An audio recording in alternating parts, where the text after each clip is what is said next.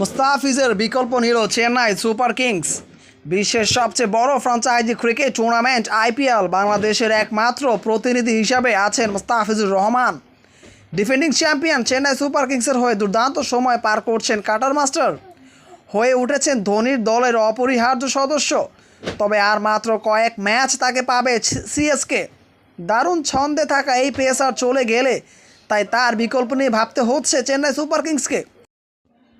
তাই মুস্তাফিজ যাওয়ার আগে ইংলিশ পেসার রিচার্ড গ্লেসনকে দলে ভিড়িয়েছেন চেন্নাই সুপার কিংস।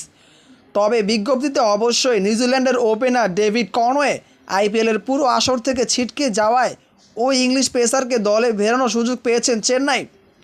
2রা মে চেন্নাই ছেড়ে দেশে ফিরবেন কাটার মাস্টার।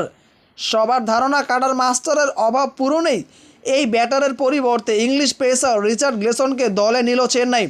মুস্তাফিজ এবারের আইপিএল ইতিমধ্যেই 5 ম্যাচে